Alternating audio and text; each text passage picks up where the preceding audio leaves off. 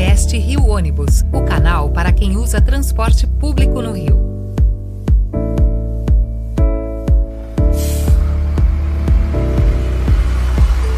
Bem-vindo ao podcast do Rio Ônibus, o seu ponto de encontro para conversas sobre mobilidade urbana, transporte público e as histórias que movimentam o Rio de Janeiro.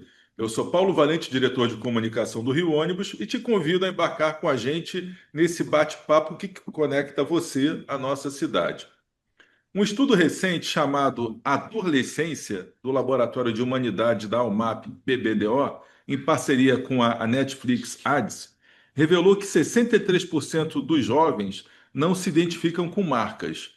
E quando a gente traz essa reflexão para a mobilidade urbana, surge um alerta importante. O transporte coletivo pode estar se tornando uma marca invisível para essa geração. E para falar sobre esse tema e entender o que está por trás dessa mudança de comportamento, recebemos Alexandre Pelege, jornalista, integrante do Núcleo de Comunicação da NTP e diretor da Revista dos Transportes Públicos.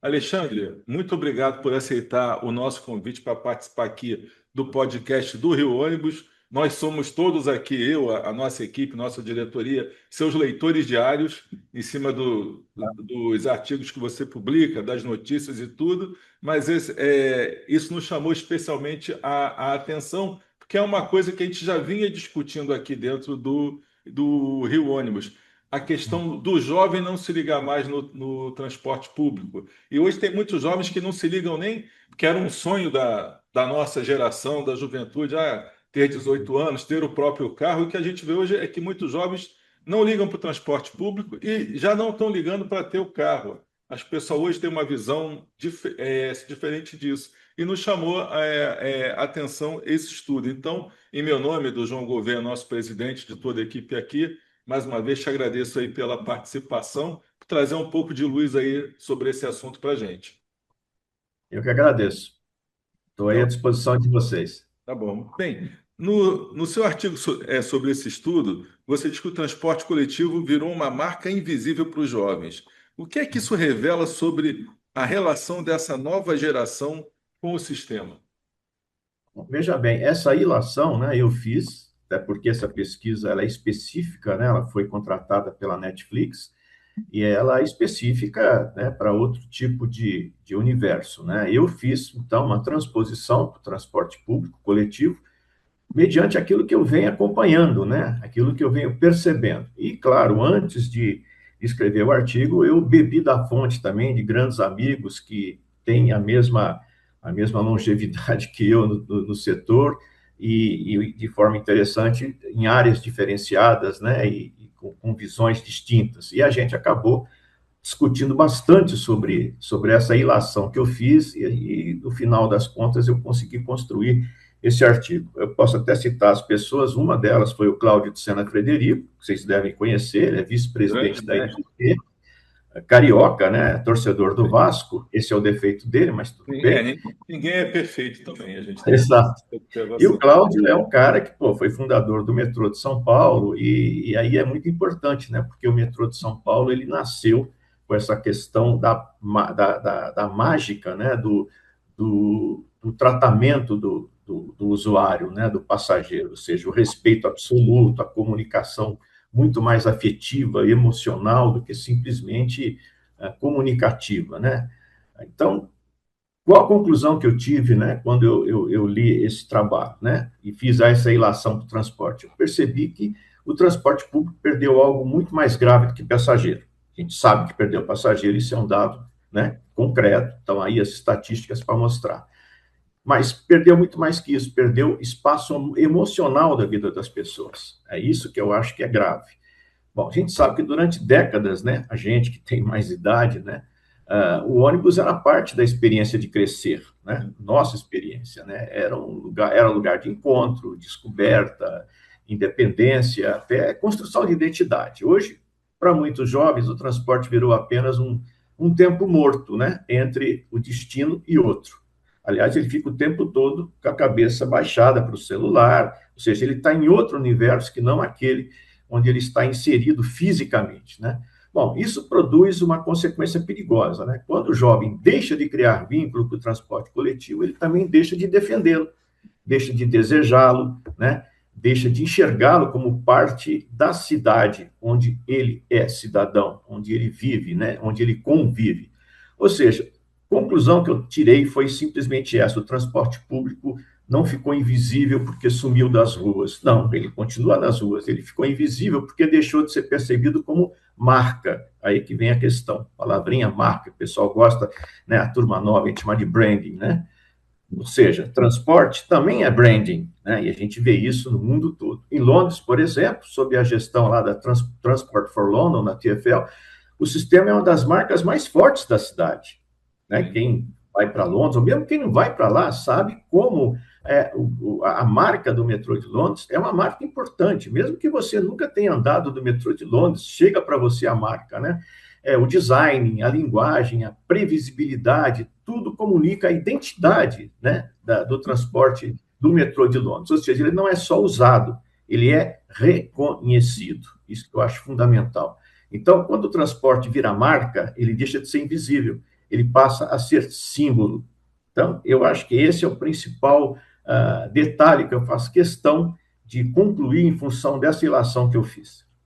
Certo, porque a gente viu, então você comentou agora, o transporte público, ele era uma necessidade e continua sendo uma necessidade, as pessoas têm que se deslocar, mas ele virou uma escolha. Eu vejo os jovens aqui hoje, assim, muitas vezes, eles nem cogitam, no caso do Rio de Janeiro específico, e a gente tem um problema da violência, que é um agravante aqui, e isso eu vejo pela minha filha mais nova, pelos colegas dela ali, o pessoal não fala mais de pegar o transporte público. Tudo é avaliado no aplicativo. Olha, quanto é o Uber para ir para lá, quanto é o 99 para cá, e o transporte público acaba sendo a opção de quando eles estão duros.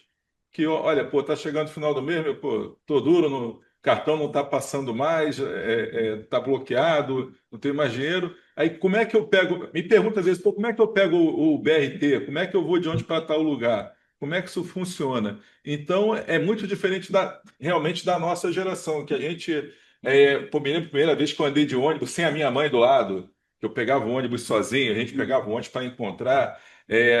Você falou muito bem da previsibilidade. A gente hoje tem aplicativos que dizem onde o ônibus está, se está chegando, se demora, que é uma grande evolução. Na nossa época era uma aventura. Você ia para o ponto, você não sabia a hora que ia passar o ônibus. Tinha a linha que passava muito, a linha que. Olha, essa aí passa de hora em hora. Pô, mas só serve esse. Então você ia, estava na casa da namorada, dava 10 horas da noite, você tinha que ir. Vir embora porque você não sabia se ainda ia conseguir pegar o último ônibus, senão você tinha que andar a pé, às vezes, quilômetros. Então, o que é que mudou tanto no comportamento do jovem? Você falou do celular ali, dele estar olhando para o celular. A gente viajava olhando a paisagem em volta. Hoje, o pessoal viaja olhando para o celular. O que é que mudou tanto no jovem, assim, na tua visão, para ele passar a ignorar a marca do transporte público? Olha, o jovem de hoje ele cresceu no mundo da personalização, né? Foi o que você acabou de falar, né? Tudo fala com ele, música, conteúdo, consumo, estilo de vida. E o transporte coletivo não acompanhou isso. Continua operando com um sistema fechado, padronizado, e o que é pior, né? Pouco sensível à experiência individual, né? Bom, antes o ônibus era liberdade. Você acabou de descrever aí, para mim era liberdade, né? Quando eu ia para São Paulo nos anos 70, eu estudava em São Carlos, interior de São Paulo, e era do movimento estudantil, e a gente para São Paulo em 73, 74 para participar de reuniões. Poxa, a gente só andava de ônibus e todo mundo sabia. Eu preciso ir para tal lugar. Pega o 3894, ou seja, sabia decora o prefixo, sabia onde ele ia passar, tudo isso. Ou seja, era até mais importante, me arrisco a dizer, do que saber hoje previsibilidade. Que adianta você saber que hora o ônibus vai passar se você não sabe para onde ele vai? E muitas vezes o que é pior, se você não sabe como entra nele. Ou seja, como é que eu faço para pagar a passagem? Né? Um jovem que nunca andou de ônibus, ele não sabe. Um turista, quando chega em São Paulo, quando chega no Rio, eu vou pegar um ônibus, mas como é que eu faço? Tem que ter passe, né? Então, ou seja, o sistema faz tudo para dificultar a vida dele, né? Então, eu acho que se antes o ônibus era liberdade, era acesso ao mundo, hoje ele virou apenas deslocamento obrigatório, e o que é pior, né? Para as pessoas que realmente não têm outra opção.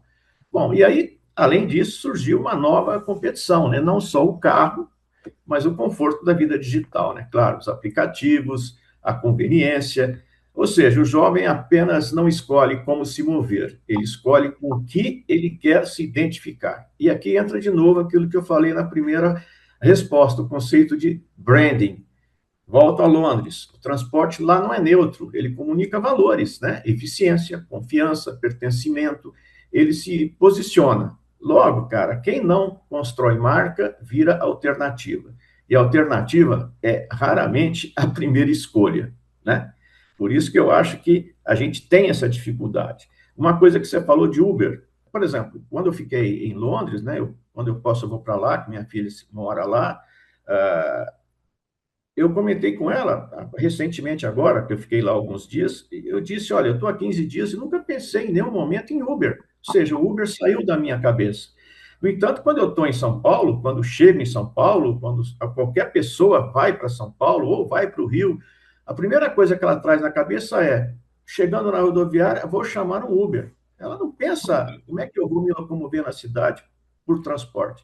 Primeiro, porque essa facilidade da vida digital, e segundo, porque o sistema também é complicado, né? Onde é que eu compro passagem? Existe passagem? Tem cobrador? Não tem cobrador? Precisa de bilhete? Não precisa de bilhete? Aceita cartão? Não aceita cartão? Cara, antes de responder todas essas dúvidas e antes de achar quem responde essas dúvidas, o que Você já você está faz? dentro do aplicativo.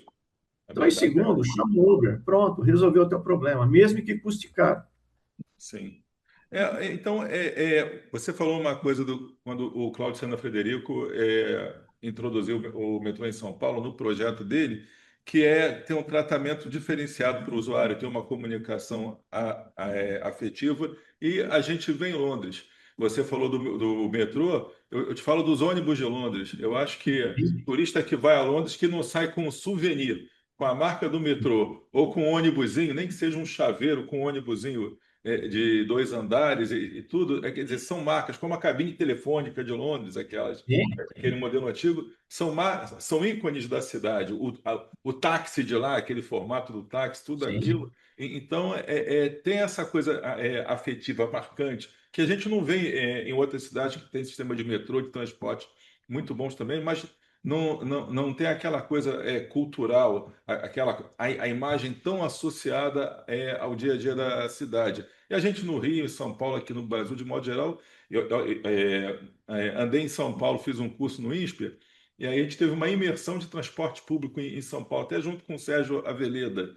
Então, ele nos guiou, pessoal do Rio, de outros estados, para andar no monotrilho, para andar no metrô, para andar no trem de São Paulo também. Pegamos ônibus depois também para ir ao SP3. Então a gente fez uma viagem, andamos a pé pela cidade também com uma experiência, mas faltava realmente isso. Eu pensei, pô, não é tão difícil andar em São Paulo na hora do rush, sim, mas na hora que a gente andou, tinha condição de embarcar tranquilo. Achei as estações de metrô muito bem cuidadas, informação, confortáveis e tudo, tinha tudo isso. Mas o fato é que, culturalmente, quando eu voltei a São Paulo depois, já peguei Uber.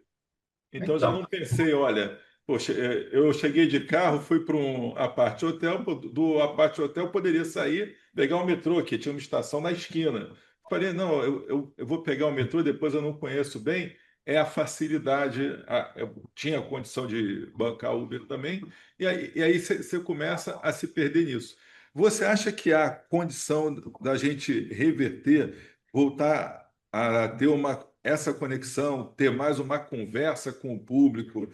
É onde que está essa falha? Você que é um cara de comunicação, onde é que está essa falha de comunicação, dessa experiência? Você acha possível a gente resgatar esse jovem, fazer com que ele comece a olhar para o transporte público de forma diferenciada? É uma discussão que nós tivemos até aqui com uma das nossas lideranças, ele falando sobre isso. A gente tem que falar para o jovem, ele está atento a isso, a gente tem que falar para o jovem, tem que fazer com que o jovem queira andar de ônibus, que ele se identifique com o ônibus e tudo. Mas diante de uma mobilidade urbana caótica, diante da condição política que os ônibus hoje enfrentam aqui, econômica também, é meio difícil de conseguir atrair esse jovem. Então, você acha que há essa possibilidade da gente conseguir criar essa conexão? Como é que você vê, não só ônibus, o transporte público de modo geral, criar uma conexão com essa nova geração, com o usuário do futuro? Bom, vamos por partes, né? Primeiro, acho que a grande falha está em tratar a mobilidade como operação e não como experiência. O problema começa aí, né? O transporte comunica dados, horários, linhas, tarifas, aplicativos maravilhosos, você liga A com B, o B com C, tudo bem. Mas não constrói narrativa, né? Ele não cria vínculo, ele não gera identificação. E essa nova geração, a gente sabe, caramba, vive de narrativa. O Spotify cria memória, a Netflix cria conversa, né? Redes sociais criam identidade, o transporte coletivo ainda fala como um sistema técnico, né? Uma coisa tipo de engenheiro mesmo, né? Linguagem de engenheiro. Ou seja, ele fala com a cabeça, mas o jovem decide com o coração. Aí é que está, né? Então, voltando a Londres, quando você observa o caso da TfL lá, você percebe que existe uma coerência de marca. Tudo, do aviso sonoro ao mapa, conversa com o usuário de forma consistente. Seja o ônibus, o double decker que você pega, seja o DLR, né, que é o veículo leve lá que tem lá nas Docklands que você pega, seja os trens, né, tanto os urbanos quanto os interurbanos, tudo você se sente dentro de um mesmo sistema, ou seja, Sim. isso é branding aplicado à mobilidade. Acho que a grande sacada está aí, não é só informar o caminho, é construir confiança ao longo desse caminho. Então, experiência consistente gera confiança. Confiança ao longo do tempo vira marca.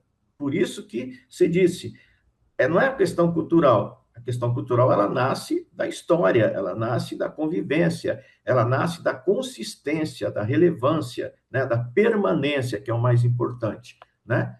Dando um exemplo, eu li muitos livros do Nelson Rodrigues, né, um carioca da Gema, né? E, caramba, e muitas crônicas do Nelson Rodrigues se passavam aonde? Dentro do ônibus. Dentro do Ele ônibus, exatamente. Olha, eu peguei o ônibus, estava indo para a redação, ele até brinca, né, que né, os ônibus que tinham os bancos um montado para o outro, né, então ele falava que aquele banco era o banco do vagabundo, o cara ficava sentado ali para paquerar a moça tal, né, ou seja, o ônibus fazia parte da experiência de vida do carioca, né, todas as crônicas dos anos 60, né, falavam do ônibus, porque o ônibus era parte da vida. Esse Sim. ônibus sumiu, cara, desapareceu, não existe mais, virou muito pelo contrário, virou um problema, né? Virou uma dor de cabeça. Então, essa que eu acho que é a grande falha, né, que a gente percebe nessa situação e que, por consequência, não só afastou muita gente, adultos principalmente, mas principalmente afastou o jovem. Este não tem memória. A gente, pelo menos, ainda tem. É uma coisa que você colocou, passou pela cabeça aqui, até um filme famoso dos anos 70, A Dama do Lotação, que não, Sim, sim. que não se passava necessariamente, mas era dentro dessa crônica de Nelson Rodrigues de tudo. E quando a gente lê aquela literatura ali, crônicas dos anos 60, 70, 50 e tudo, se fala muito do Lotação, se fala ainda do bonde, quando tinha o bonde aqui no Rio de Janeiro, quer dizer, ele era parte da cidade, do movimento das pessoas.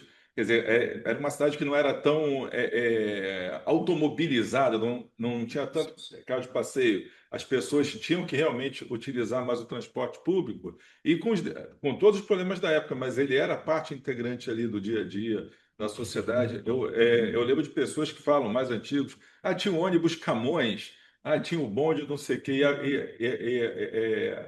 a pessoa tinha o ônibus para chamar de seu, tinha a sua linha, tinha isso, tinha aquilo, tinham histórias, né, com o transporte. Até mesmo com o trem, com o metrô, quando começou, que hoje a gente não vê. Então, é todo um exercício que eu acho que os sistemas devem passar, a gente deve se perguntar, a gente discute muito o que você falou, a questão da mobilidade.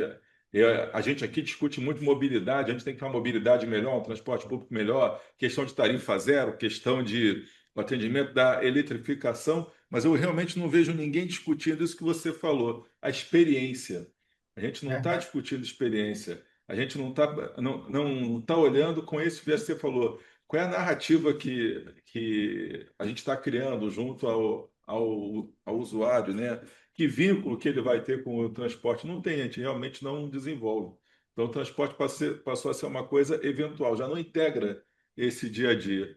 Então, eu acho que essa reflexão que você colocou aqui é um é um fator novo que a gente tem que passar a pensar para o futuro, né? Eu vejo hoje, vim filmando quando eu vinha para cá, uma hora que eu peguei de onde eu moro, que é Vargem Grande, para Barra da Tijuca, é um trecho de 20 quilômetros que eu demoro hoje 1h20 para percorrer. Um trecho de 20 quilômetros, engarrafado. E teve uma hora que eu parei no sinal vermelho e a pista esvaziou na minha frente.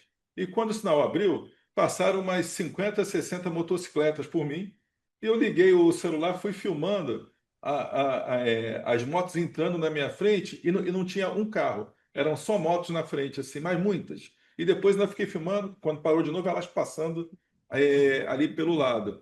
E é, é uma outra discussão, a gente já fez podcast sobre isso tudo, a entrada deles como solução para a mobilidade é o mototáxi, é o aplicativo de entrega, tudo isso. Então, e toda hora tem um caindo, tem um se arrebentando. Você já falou sobre isso também, a questão dos acidentes, a ocupação dos hospitais, o custo disso, o engarrafamento, tudo isso. E você fica vendo que esse pessoal hoje tem mais experiência com as pessoas, já até constrói uma narrativa o mototáxi. Então, eles já enxergam isso como uma alternativa. Então, eles que são um sistema totalmente errado, digamos assim, para a mobilidade, para o transporte público, estão funcionando como transporte público, estão sendo a maneira que as pessoas têm de, com todo o risco que passam, fugir dos problemas da mobilidade, desse caos urbano que a gente tem, e tem uma cultura própria. Você vê, o mototaxista tem a cultura dele, quem anda ali já tem a cultura dele, já tem os hábitos, tem tudo, tem o tipo de lenço de cabeça que leva, de proteção, de boné, o cuidado com o capacete, com isso, com aquilo. Então, eles vão construindo isso. Eu acho que aí até os aplicativos têm essa questão. A minha empregada em casa lá, ela fala: hoje eu vim de ônibus que eu não pude pegar o Uber. Ela chama de Uber. Eu não pude pegar o Uber hoje porque tem tiroteio lá onde eu moro, aí o Uber não estava entrando porque o pessoal não deixa entrar, porque era de risco. Mas hoje eu vim. Mas quando você fala dela fazer compra no mercado, ela já não fala mais de pegar o ônibus para o supermercado. Eu vou de Uber, porque é a facilidade. Então, eu acho que é um desafio muito grande a gente conseguir recuperar essa boa imagem, especialmente o ônibus, que já há uma predisposição da imprensa aqui local, acho que não é só local, do país inteiro, Geral, e dos geral. políticos, de transformar o ônibus no grande vilão da história. O transporte público ainda é tratado como vilão. E essas soluções são mostradas como boas alternativas. O mototáxi, eles sabem trabalhar na imprensa, o aplicativo, aquela coisa, o desconto. É uma coisa moderna que a gente tem que aprender muito para conseguir se ressituar dentro do mercado. Então, olha, a gente leu o teu artigo, ficou pensando muito. Te agradeço muito aí pelo teu tempo, pela participação. Eu acho É que isso. deixou a gente pensando muito, e quem assistiu o podcast também vai pensar muito nesse assunto. É um desafio muito grande. Acho que é muito maior que qualquer desafio tecnológico ou operacional, a gente conseguir reverter esse quadro dentro da cabeça das pessoas, dentro dessa formação que as pessoas têm. Alexandre, muito obrigado aí pelo teu tempo, pela participação. Deixou todo mundo aqui pensando. Não, agradeço. Só queria fechar para dizer que o jovem não quer apenas chegar, tá? Ele quer sentir que faz parte de algo, né? Isso que eu acho que é fundamental. E para isso, cara, tem que melhorar não só operação, lógico, né? Mas também tem que melhorar a linguagem, ambiente, estética, tecnologia, experiência, ou seja, tratar o transporte como parte da identidade da cidade. Hoje em dia, como você mesmo falou, as pessoas tratam o transporte como inimigo, né? Esse que é o grave problema, né? Em Londres, o transporte não é apenas um serviço público, ele é um dos principais ativos de branding urbano. Então, a prefeitura tem orgulho daquilo, ela vai cativar aquilo, porque ajuda a definir o que a cidade é, né? No Sim, Brasil, a gente ainda trata o transporte como problema a ser resolvido, né? sim. E não como um ativo a ser construído. Ou seja, para concluir, nenhuma cidade será desejada se o seu transporte não for desejado. Ou seja, o futuro do transporte público não está só em mover pessoas, está em construir significado. Enquanto a gente não retomar isso, a gente sabia fazer isso no final dos 60, começo dos 70, a gente desaprendeu, né? E, infelizmente, a gente está vendo o que existe hoje. tá bom? Agradeço muito pelo convite aí, Muito agradeço obrigado. muito, principalmente pela conversa contigo, Paulo. Muito obrigado, viu? Muito obrigado. Então, olha, agradecendo mais uma vez a Alexandre Pelez, jornalista, integrante do Núcleo de Comunicação da NTP, diretor da Revista dos Transportes Públicos e um dos grandes pensadores do transporte aí, que para a gente é uma referência. Chegamos ao fim de mais um episódio do podcast do Rio Ônibus. Agradecemos a você, ouvinte, por nos acompanhar nesse bate-papo sobre mobilidade urbana. Continue nos acompanhando e fique ligado para não perder o próximo destino. Até a próxima. Apresentação e supervisão, Paulo Valente. Roteiro e produção, Peter Barcelos. Produção técnica, One Marketing. Rio Ônibus. Seu dia passa por aqui.